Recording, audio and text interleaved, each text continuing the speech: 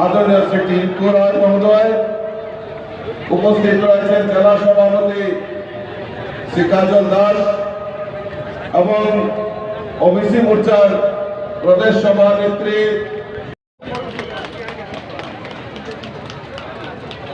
উত্তরীয় বরণ রয়েছেন প্রদেশ সভাপতি রাজীব ভট্টাচার্য মহোদয়কে। উত্তরীয় বরণ রয়েছেন কেআইডিসি চেয়ারম্যান যাদবলাল নাথ মহোদয়, আমাদের জেলা সভাধিপতি ভবতোষ দাস, টিআইডিসি চেয়ারম্যান নবাদুল মল্লিক মন্ডল, যুবরাজনগর মন্ডলের সহসভাপতি শিবু দেবনাথ এবং মহিলা মোর্চার সভানেত্রী বাসনাদি উত্তর দিয়ে অতিথি মন্ডলের উদ্যোগে আগামী লোকসভা নির্বাচনকে সামনে রেখে কমিউনিস্ট এই যুক্ত করে আমরা নরেন্দ্র মোদীজির হাতকে শক্তিশালী করব। এই সভা থেকে আমাদের সমাজ সকলের প্রতিশ্রুতি দিতে হবে। আমি দক্ষিণ ত্রিপুরা জেলা সফরে গিয়েছিলাম এবং আমার সঙ্গে আমার এই পূর্ব ত্রিপুরা আসনের প্রার্থী উনিও সঙ্গে ছিলেন। দক্ষিণ জেলায় সবচেয়ে বেশি শহীদ মিনার নির্মাণ হয়েছে, কংগ্রেসও করেছে। সিপিএম এর ঘাতক বাহিনী দ্বারা নিহত কংগ্রেসের যারা, আমি দক্ষিণ ত্রিপুরা জেলা সফরে গিয়েছিলাম এবং আমার সঙ্গে আমার এই পূর্ব ত্রিপুরা আসনের প্রার্থী উনিও সঙ্গে ছিলেন।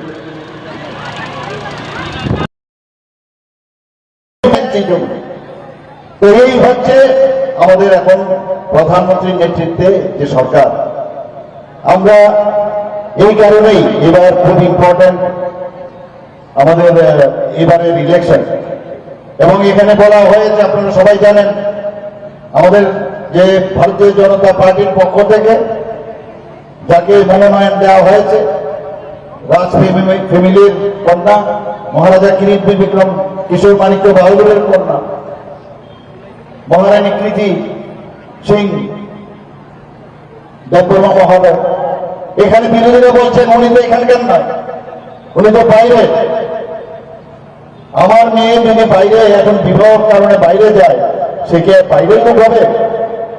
আপনারা বলুন, মানে কোনো না কোনো জায়গার মধ্যে ইচ্ছে করে একটা কনফিউশন সৃষ্টি করার মাস্টার হচ্ছে এই ইনস্টিটিউটের যারা শরিকরা আছেন তারা।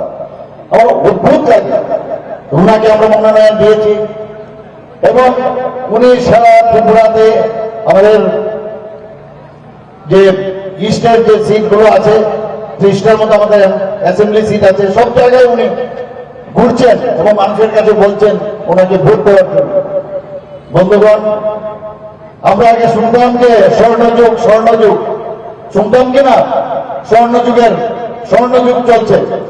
আমার মনে আছে আমাদের প্রাক্তন উপমুখ্যমন্ত্রী এবং যিনি অর্থমন্ত্রী ছিলেন, উনি বললেন যে অফিসে গিয়ে কোথায় স্বর্ণযুগের তার ফাইলগুলো আধিকারিককে বললেন যে নিয়ে আসুন।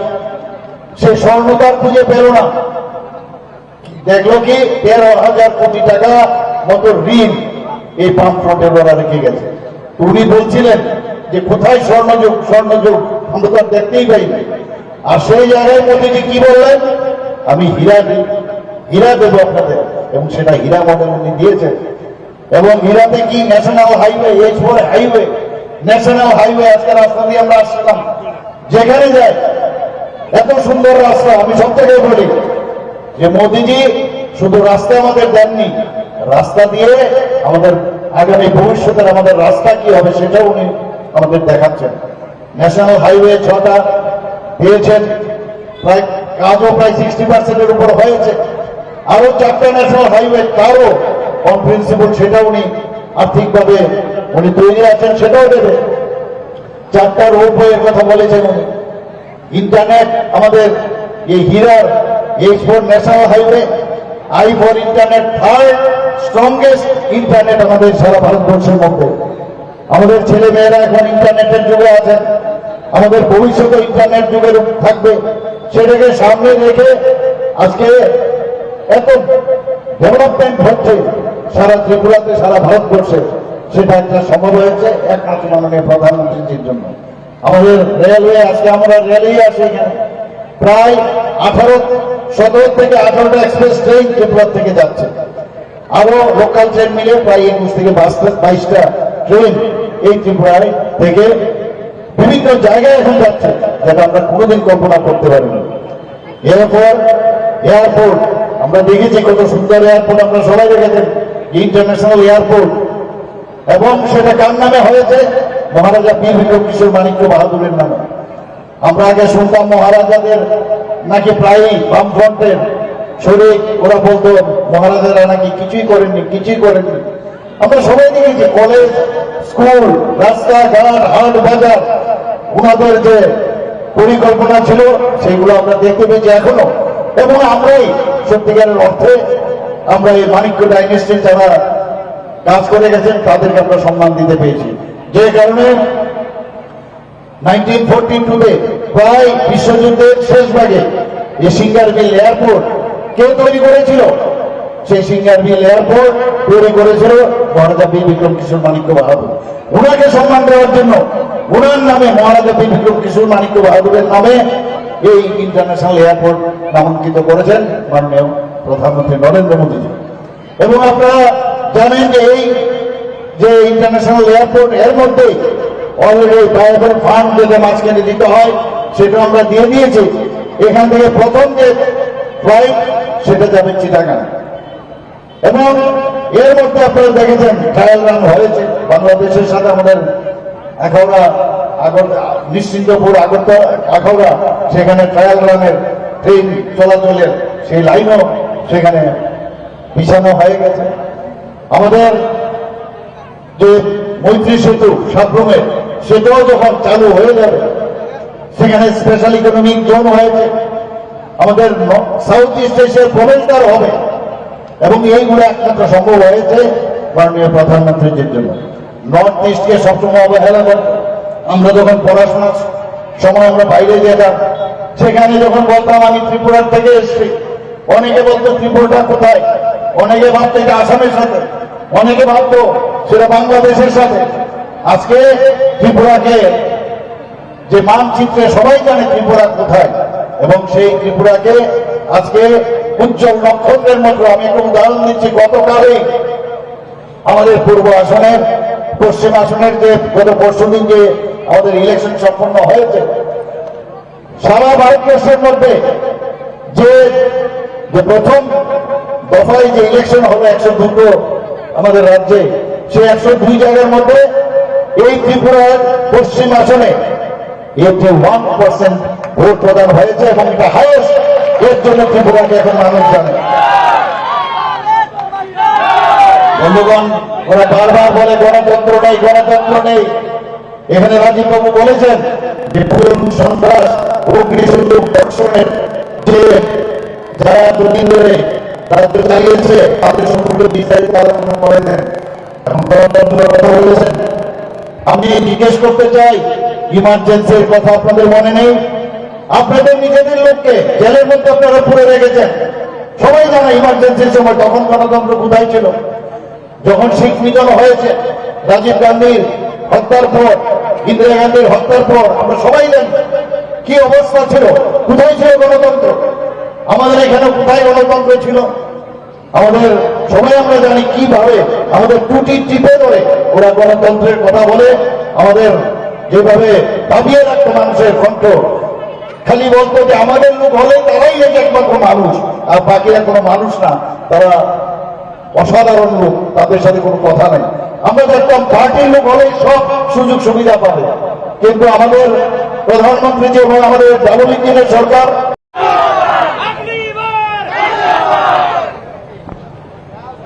সবাইকে নমস্কার। আজকে এখানে যুবরাজনগর মন্ডল এবং বাগবাসা মন্ডলের যে যৌথ উদ্যোগে যে আসন্ন লোকসভা নির্বাচন 18তম যে লোকসভা নির্বাচন, সেই নির্বাচনকে সামনে রেখে আমাদের মাঝে উপস্থিত আছেন আমাদের প্রদেশ বিজেপির মাননীয় সভাপতি শ্রী রাজীব ভট্টাচার্য মহোদয়, যিনি একটু আগে ওনার বিস্তারিত আলোচনা এখানে দেখেছেন। আমাদের মাঝে উপস্থিত আছেন আমাদের ত্রিপুরা সরকারের এবং আপনাদের অত্যন্ত পরিচিত মুখ মাননীয় মন্ত্রী শ্রী টিঙ্কু রায় মহোদয় এবং ভারতীয় জনতা পার্টির এই ডিস্ট্রিক্টের মাননীয় সভাপতি শ্রী কাজল দাস মহোদয় এবং ওবিসি মোর্চার মাননীয় সভাপতি শ্রীমতী মলিনা দেবনাথ মহোদয়া, প্রাক্তন বিধায়ক। আমাদের মাঝে উপস্থিত আছেন বাগবাসা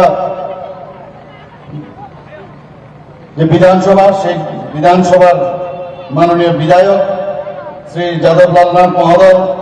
তাছাড়া জেলা সভাধিপতি নর্থ ত্রিপুরার শ্রী ভবতোষ দাস মহোদয়, আমাদের টিআইডিসির চেয়ারম্যান শ্রী নবদুল বণিক মহোদয় এবং আমার সামনে অনেক এই ডিস্ট্রিক্ট, স্টেট এবং মন্ডলের যারা পদাধিকারীগণ আছেন, কার্যকর্তাগণ আছেন এবং এই এলাকার যারা বিশিষ্ট ব্যক্তিবর্গ এবং বিশাল সংখ্যায় আমার মা ও বোনেরা এবং সাংবাদিক বন্ধুরা, সবাইকে আমি হার্দিক অভিনন্দন এবং শুভেচ্ছা জানাচ্ছি এবং ধন্যবাদ জানাচ্ছি এই কারণে যে এই দপ্তর রোদেও আপনারা আমাদের কথা শোনার জন্য আপনারা এখানে বসে আছেন।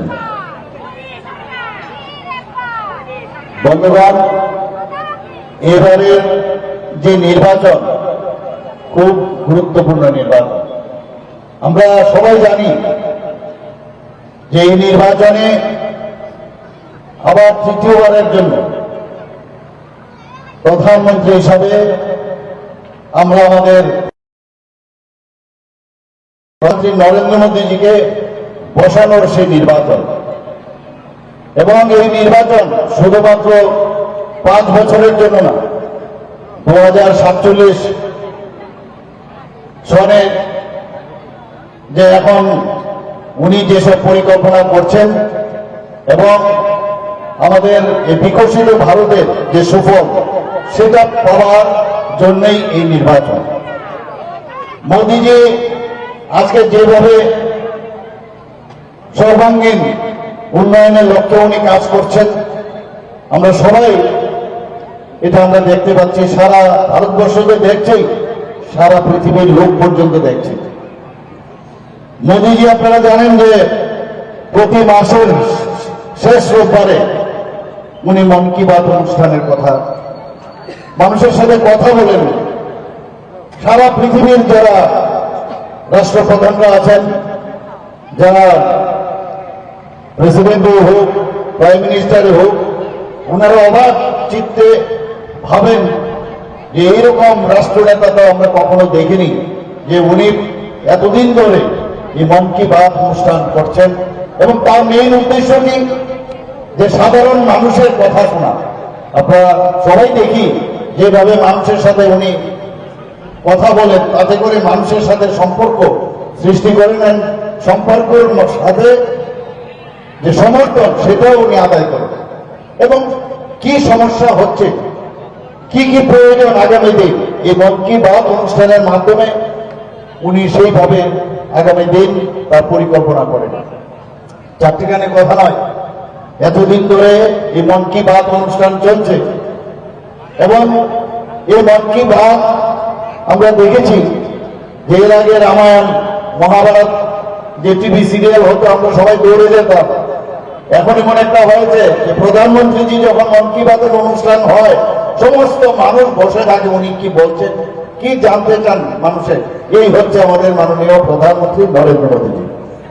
উনি কি বলেছেন সেদিন রাস্তাবল ময়দানে, আমাদের বিবেকানন্দ ময়দানে কিছুদিন আগে এসেছিলেন।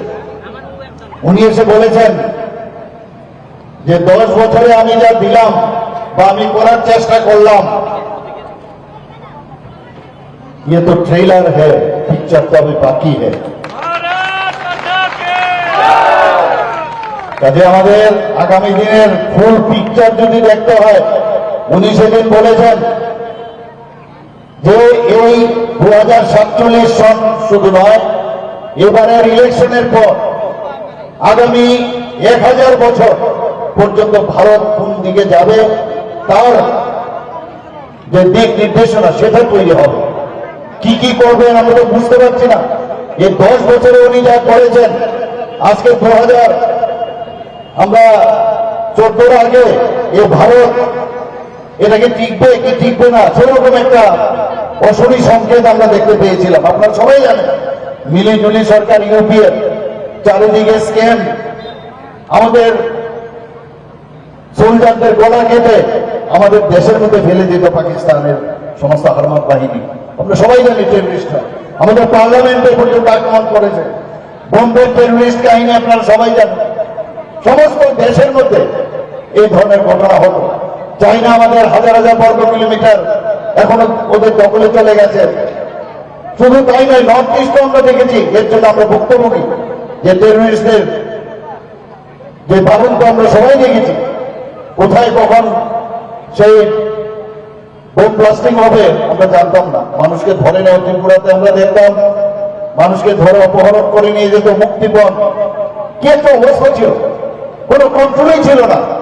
সেই জায়গায় 2014-তে প্রধানমন্ত্রীজি যখন এলো, যখন সার্জিক্যাল স্ট্রাইক করলো, এবং আমরা জানি এয়ার স্ট্রাইকের পরে তখন কিন্তু আর রাজ শব্দ আর নেই পাকিস্তানে।